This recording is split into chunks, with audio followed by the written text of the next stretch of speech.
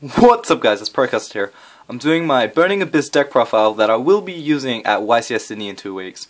Saying that, if you guys know what I look like, please feel free to say hello. I met one of my subscribers yesterday at my regionals, and I don't know, I never met him before, and he just recognized my voice, which I thought was pretty interesting. So yeah, if you know what I look like, please feel free to say hello. So yeah, I'm just going to go straight into the deck profile.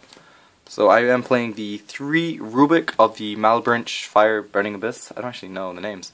It's really funny because like the first time I played this deck, I only played 1 Rubik, 1 Virgil, 2 Vanities, 2 Fire Lakes, and none of the new BA monsters. And now when I played it for the second time yesterday at my regionals, I played the 3 Rubiks, double Calcab, 1 Alec, 3 Fire Lakes, and it is significantly better. But don't get me wrong, because like the first time I played it, I came first in Swiss because I opened up like Rubik and Tour Guide in the majority of the games. Because you can once you go Tour Guide and Rubik, you go Tour Guide to Graph such as Scam. You special Rubik, make Virgil, and then in the end phase you get Scam's effect and plus whatever else you had in your hand. So that's a really good opening hand. 2 Calcabs.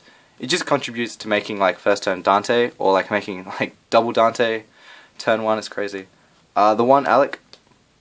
I would probably bump this up to 2 just because having like 2 Dantes on the field like first time is amazing. Their actual effect is Calcab's effect is when he's sent to the graveyard you can target a set card and you just return that to the hand. And Alec is when it's sent to the graveyard you just need to get him off this effect. I know like a lot of people say you can use Alec's effect on Acid Golem, so you can Alec Acid Golem and then you can just like make down it over it, but that's really situational and it's probably never going to happen. Then you just play the 3 Graphs, which is the best card in the main deck. I mean, no, in the early game. 3 Sirs, which is the best card in the late game. And then you have the 3 Scam, which is the best card in the, just whenever, really, because Graph will search out special summon from your deck. Sir will search up summon from your graveyard. What's really cool about Sir and Virgil is, what I always like to do is, like, I like to, like, make Virgil as soon as possible. Because once Virgil's in the graveyard and you have a Sir, you can go summon Sir, crash into Winder, special summon Virgil, then take out Winder.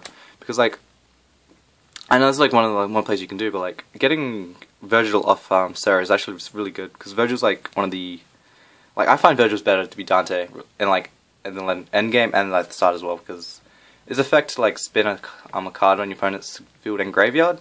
Effect of the deck is amazing because you just like target sacrifice on a Clephon monster, shuffle that into the deck, and then you just attack over the Clephon monster, and it's just like it's really good. Then you play the 3 Tour Guides.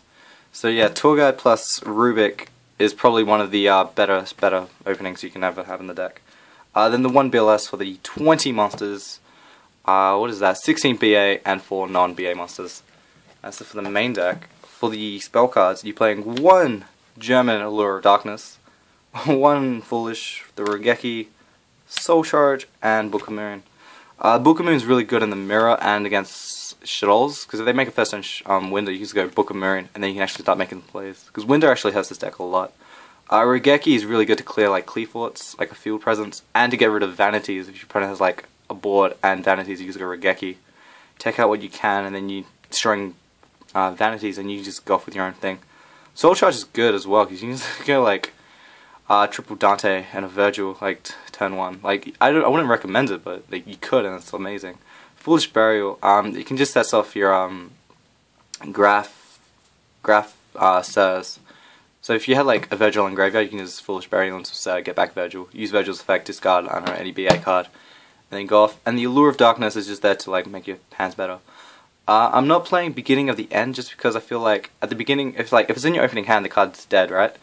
So that's 1 less card you can use, and in the middle of the game and the end game, like you're either gonna like mill it, like the majority of the time. So it's just like it's not really much like it's not worth it because like, when you have it like and you can use it, you're probably like winning anyway.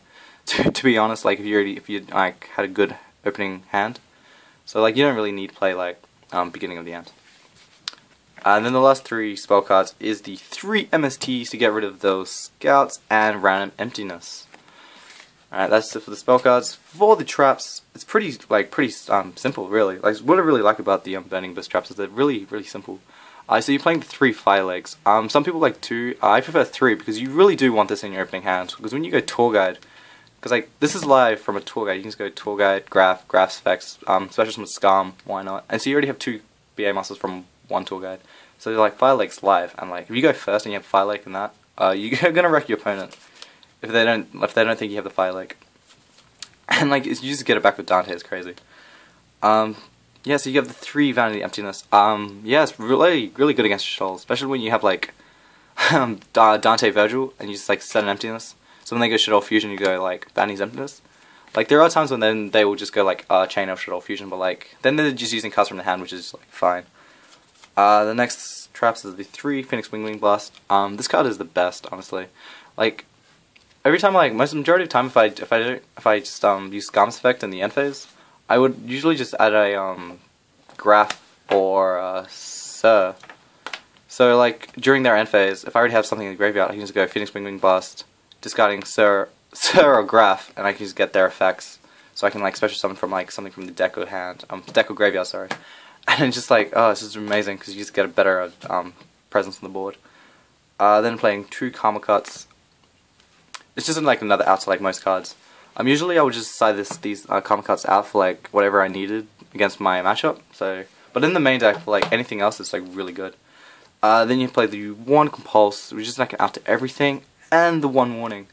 I don't really like Warning also that much, but it's just really good to like just stop like random summons. If anything, I would cut this for the 2nd Alec, just because like having like multiple ways to like summon monsters is really great in my opinion. Yeah, so that's it for the traps. For the extra deck, I am playing, once I find it, the triple Dante's. Dante's is amazing just because you can just get it back with Sir, and then when you can just like when it's sent to grab, you just add back Sir, so you just get this like this mini loop going, which is like pretty interesting. And then you just like have multiple Dantes and they both go to the graveyard. You just add back like a Fire Lake Sir, or you just add like a Graph of all 3 go to the graveyard, and it's just like, yeah, it's crazy.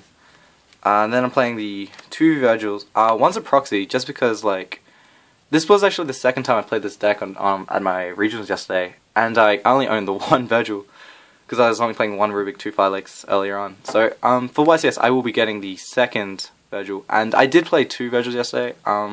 I was just borrowing 1, so like double Virgil is really good, just because of like in the mirror, if Virgil gets like Karma Cut and gets banished, you need the 2nd one just to like make like the third plays slightly better. Then you're playing 2 Downards. Realistically, you can just use 2, but ideally, I think you should be playing 3 and just cutting like a 2nd Alucard, because I am playing like double Alucard as well.